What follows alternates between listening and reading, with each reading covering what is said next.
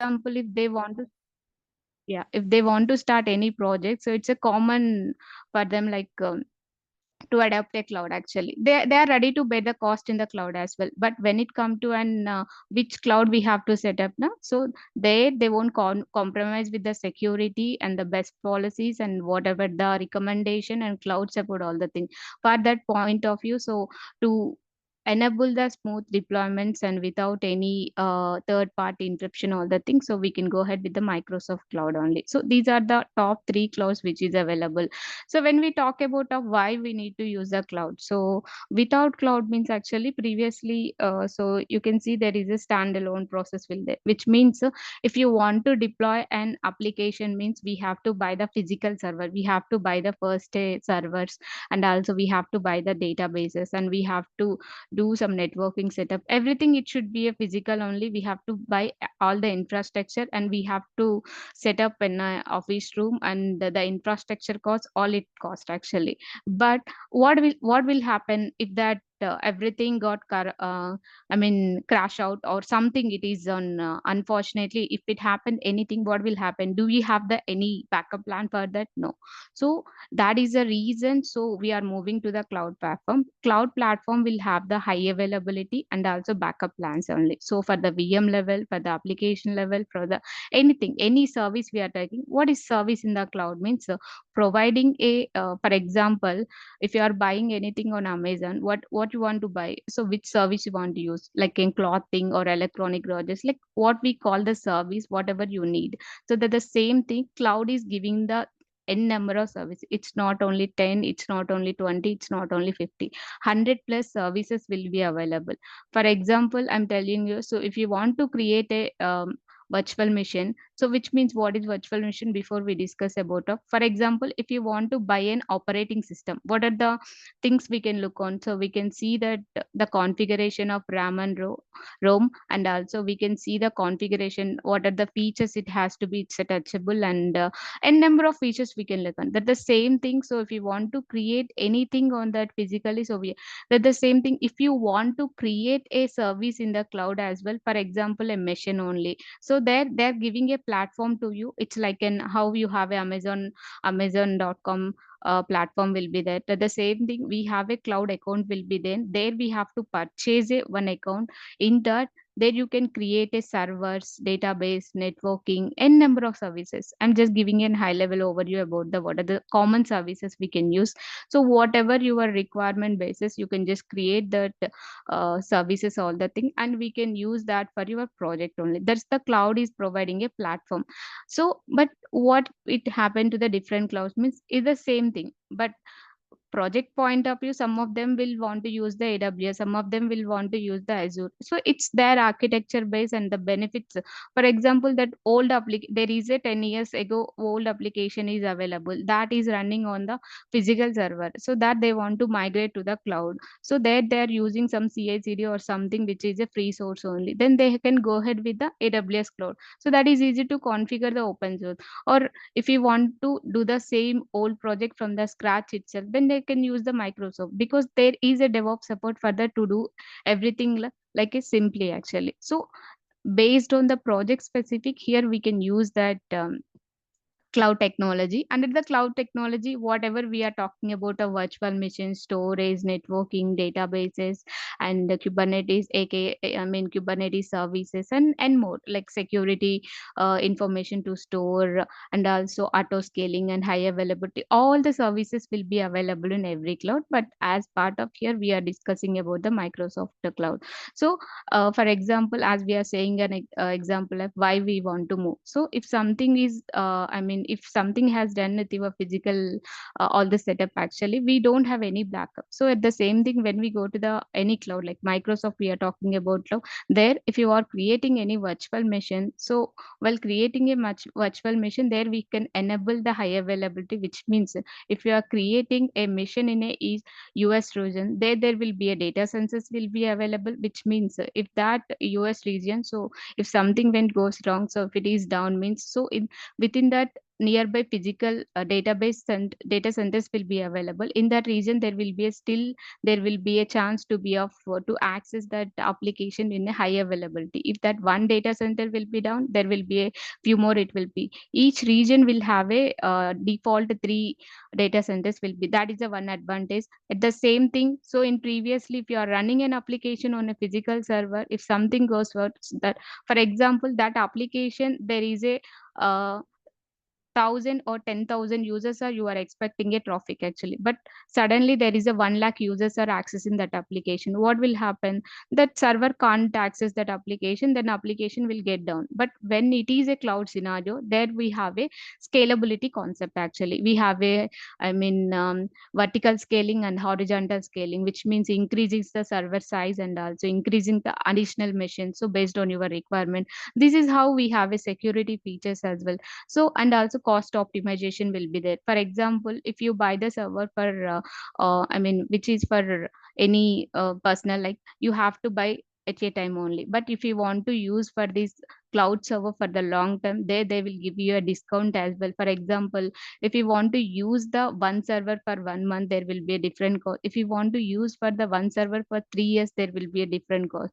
So this is how there is a n number of benefits in the cloud. That is a reason every company is moving to the cloud. And main reason is there is a customer support, like how if you are mobile data or something it is not working, means we can raise the call center and we can raise our concern at the same thing. So if you are working anything in the cloud as well, if you struck anywhere, there you have to raise the customer request actually, Microsoft customer care. There they can immediately within 30 minutes they can connect us to understand this based on the severity, like how many users are affecting with that issue, so they can resolve us easily. So this feature only will available on the cloud, either any cloud, it is AWS, Azure. And it's when it come to a cloud platform, everything is will be whatever we are telling about the possible scenarios will be the same. But organization to organization, someone will use the AWS cloud, someone will use the Azure, and someone will use the GCP. This is how they can use that. Okay, so still now any questions, guys?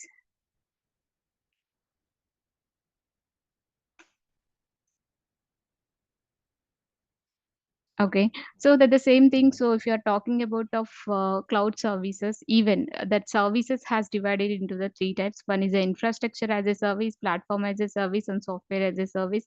Here you can see that on premises, which is our physical environment. So if you want to buy a server for our old methodology, like buying a server, there you can see all these things like networking, storage, server, virtualization, everything we have to manage from ourselves only. So when we are using the cloud, how we can manage this means, so here there is a three types of service models will be available, which is nothing but infrastructure as a code, another one is a platform as a service, another one is a software as a service.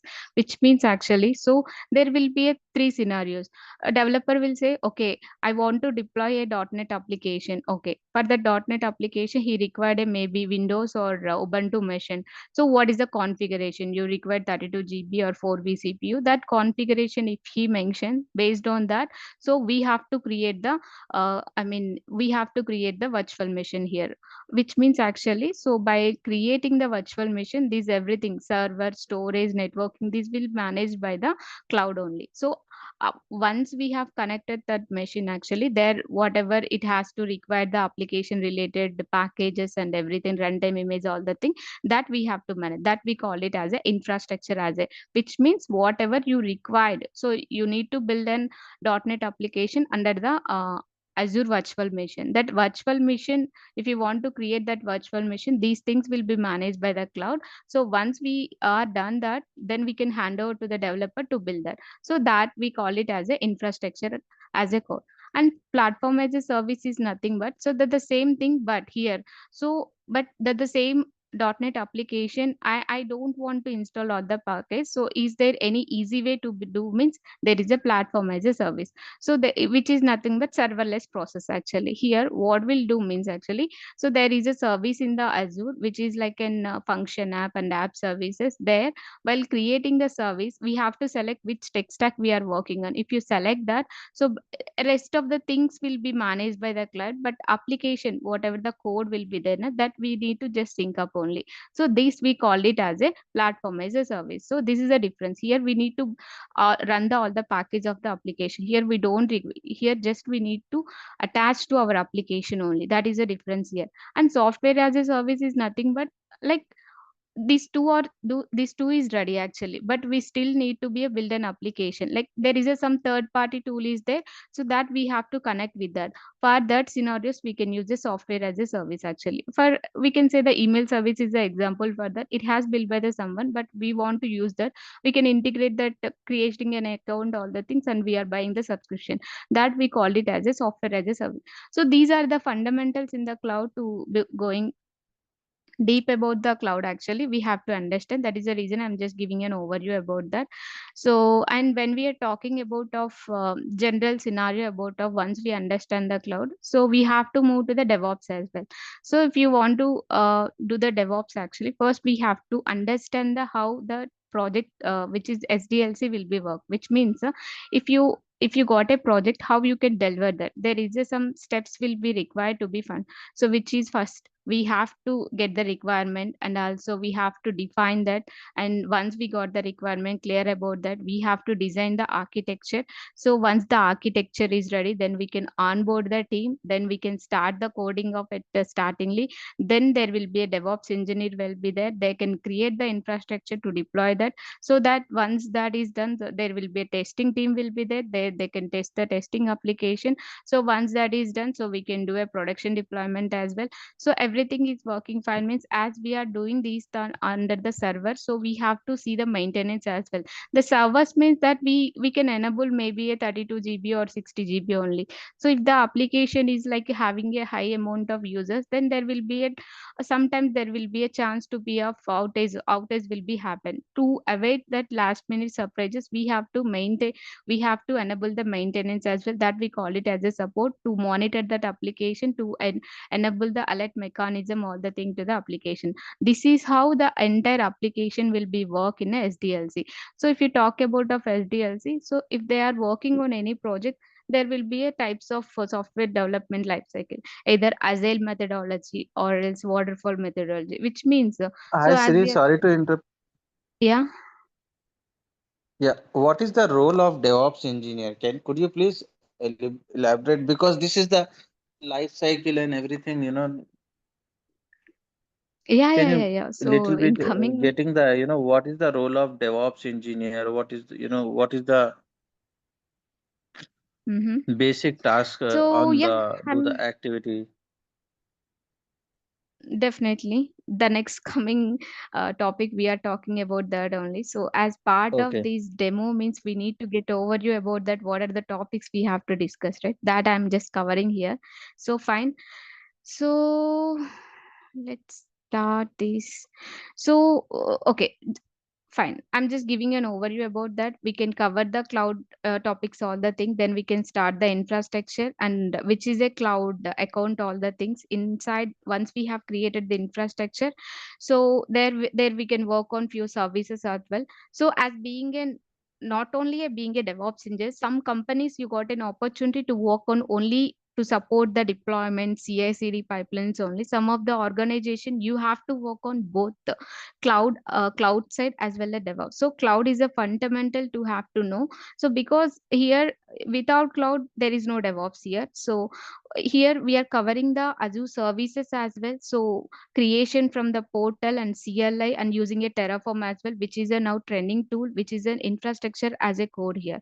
So once we are starting with, so this is the first step we have to create the infrastructure here using a portal or Terraform. Once that is done, we can start with the DevOps here. As I'm telling, it's a Microsoft cloud. So we have to create the Microsoft account here. So as part of this Azure DevOps engineer day-to-day activities, so creating an organization, creating a project, and onboarding an user and providing an access to the users. And also if you want to create an project, so we have to recommend then what type of SDLCs there will be available in Azure DevOps. Like they have a Agile, Scrum, and the CMMM, like whatever that application related that we have to explain here. That the same thing. So we have to explain them. What are the benefits will be available in the CI/CD as well. For example, there is a different CI/CD tools will be available like a Jenkins and Circle CI and Team Electricity. But here we are using a Azure DevOps only. So what is the purpose of Azure DevOps? I mean, what are the different types of pipelines will be available when we coming to the CI/CD? So there is a continuous integration and continuous deployment will be there.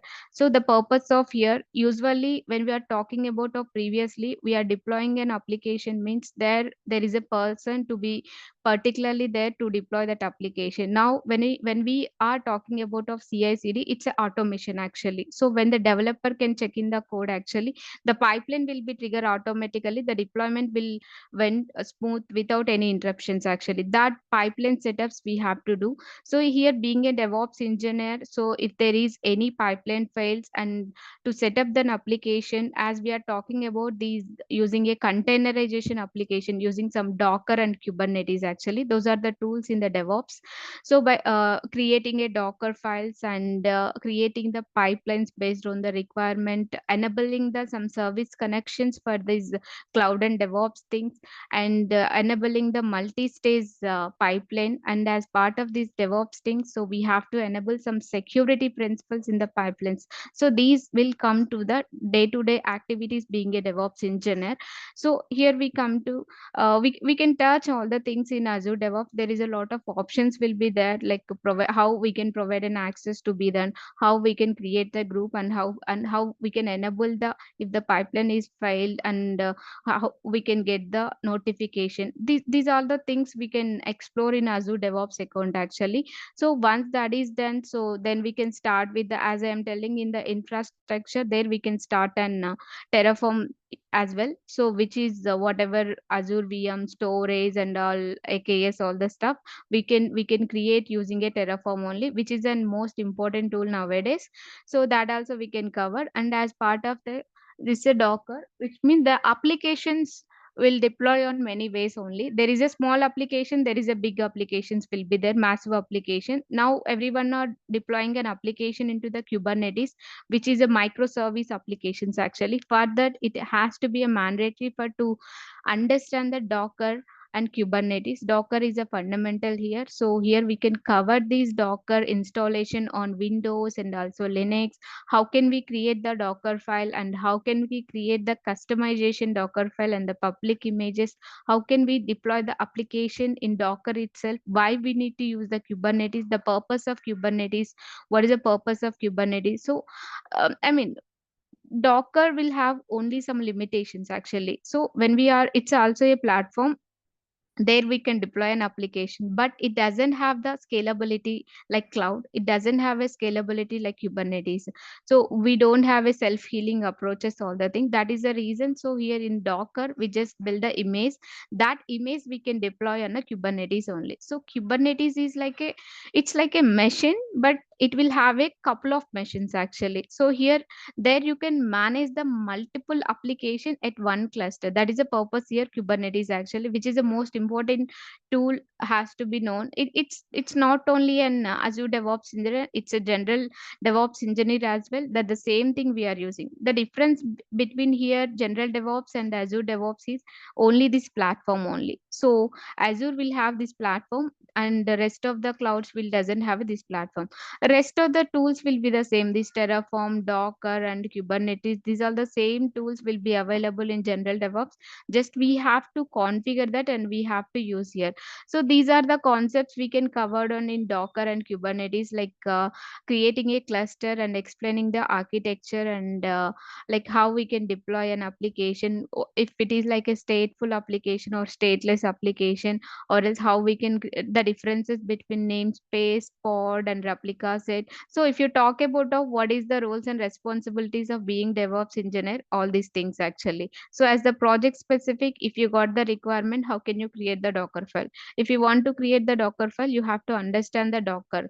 And if the same thing, so once we build the Docker image, so being a DevOps engineer, we have to deploy into the Kubernetes cluster. Here you have to understand the Kubernetes, like how we can create the Kubernetes file, that we call it as a manifest here. So there is a lot of subtopics will be available in the Kubernetes actually, that we can discuss all the things. And once we are done all the course actually, so these how we can do automation, how we can build the Docker image, how we can build the this Kubernetes manifest, means there we can use the CI/CD pipeline. That is a purpose. So for example, here I have these DevOps logo here. So as part of, previously I am discussing about the SDLC. It will be the same, but if you see this DevOps logo, so each stage will have a one tool here. When we are planning something, there we can use the work tracking tool. When we are talking about the code, here we have to use the source code management tool. When we are talking about the build, so if you are using a Java based project actually, so there for building of Java application, we can use some Maven tool. At the same thing, so we want to deploy this Java application into an using some deployment tool, that we called it as a Kubernetes and Docker and Kubernetes. And the testing release will be there. To next will be a maintenance, which is for the monitoring setup only. So here you can see, once the developer can develop the code, so then as part of this DevOps engineer, so if developer is developing the code to push that Git repository, it's our responsibility to create the repositories, to provide an access to the user, and to invite the team members to the Git repository, and enabling some branching policies, and enabling the PR approvals, all the thing, and provide the best security from the Git level. All these things has to be enabled by the DevOps guy only. So once that is done, there is an where we want to deploy, means under AKS, Azure Kubernetes only, that is hosted on the Azure cloud services only. So this is hosted on Azure DevOps. So how the authentication will be happen there, we have to create some authentication, which is a service connection that we need to create. And also here to building that all the things, here we have to get started with the creating a pipeline here. And once done, so we have to create the Docker files. So by using of those things, we can create the custom pipelines and also classic pipelines. By using that, until to provide the artifact, that we called it as a CI, continuous integration stage. So once we have provide that artifact, that we can deploy on the CD, which is on the Kubernetes, that we call it as a CD only. So after that, whatever we are maintaining for the monitoring, that we call it as a continuous monitoring. These are the three stages will be available in DevOps. But each stage we can use here different tool, but we are using as part of planning Azure Boards in the Microsoft. For the code management, Azure Repos. For building CI/CD point of view, we are using Azure Pipeline. For deploying, there we are using a containerization using a Docker and Kubernetes. For the monitoring related, we are using a Azure Monitor, which is the Azure cloud, which is providing that monitoring tool actually. So these are the high level overview. So if you guys have any questions, so this is just an DevOps basic. So this is how you can see Azure DevOps. Once you have created the Azure DevOps, these are the components you can able to see here actually. So this is I can say reference one, which I downloaded from the Microsoft documentation only. Azure Boards, which is for equal to the Zira. This is equal to the GitHub. This is equal to the Jenkins. And this is for the testing team to test and to store that artifact. We use the Azure artifacts only. So this is high level overview I'm giving. So end of the session. So usually, let me show you an architecture. So once we have completed this training on the end of the session, so a sample project we can deploy that by using of integrating all the tools. For example, these two things we can get it from the cloud, which means we can create these things using a Terraform. And once those we can create a Terraform, then a developer can develop the .NET code. He can push that code from the VS Code to the Azure repository, which means here we have to create the Azure DevOps organization account and a project account and all the repositories we have to, branching policies, all the things we have to enable that. That once is done, so to build that code here, we have to use the Azure pipeline. From these Azure pipelines, we have to deploy, we have to create Docker image, manifest files, all the thing. Then we have to store that image into the Azure container registry. Then we can deploy our application into an Azure Kubernetes service. If you want to access that application, so there we have to use the some public IP or else any DNS related stuff. So to access that application, that is how in the high level overview I'm just explaining you, so to understand. It's got missed. Where is this? Yeah. Jahid, do you have any questions? Um, Good. So what are the tools we are covering as part of this session? Like Yeah, Azure Insights and Azure Monitoring Service.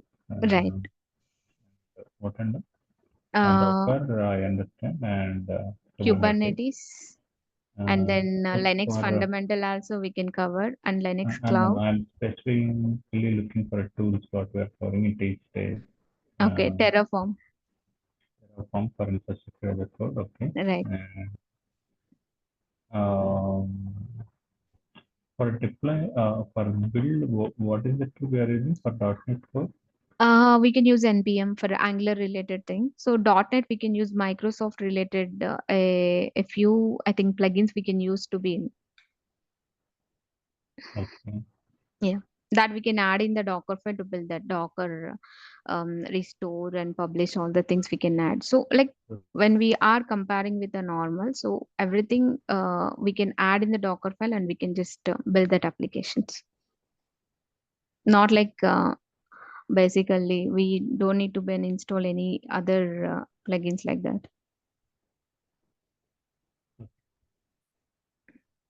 Okay. Yeah. Yeah. Got it. Yeah.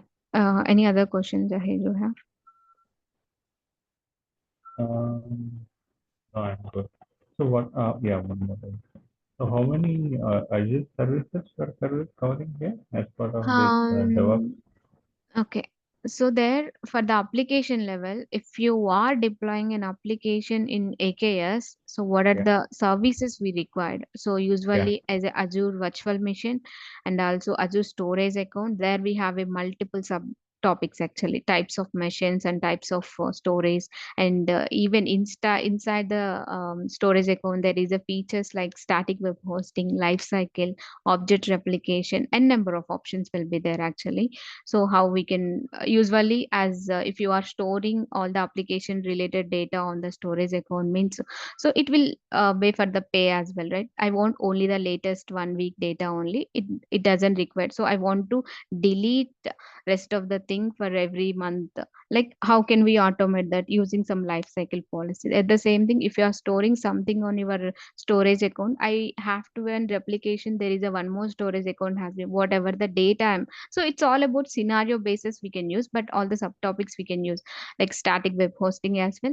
And when it comes to a networking, so we can start with the VNet and creation of subnets, all the thing, and the VNet pairing between two networks, and how we can create a virtual machine using custom VNet and connection between two VNets, and how we can use that service endpoints and service private links as well, how we can use that. And load balancer is the thing which we have a four types of load balancer. There we can use application gateway and general load balancer, and also we can use the VMSS, which is a scaling auto scaling, which is given to the cloud virtual machine scale set.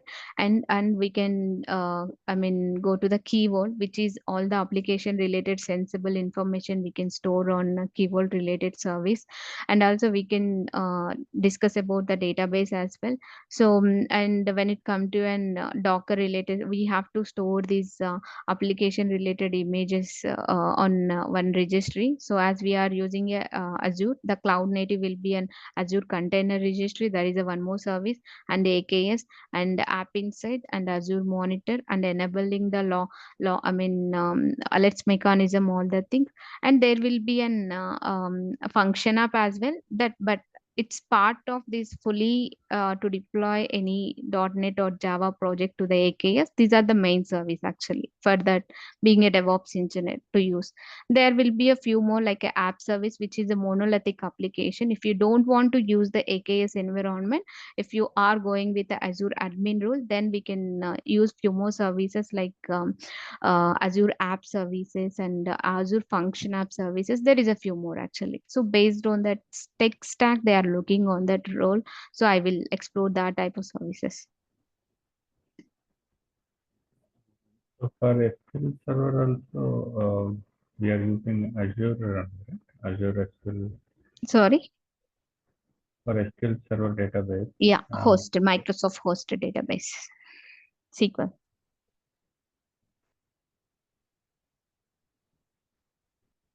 Fine. Fine. Any other questions? And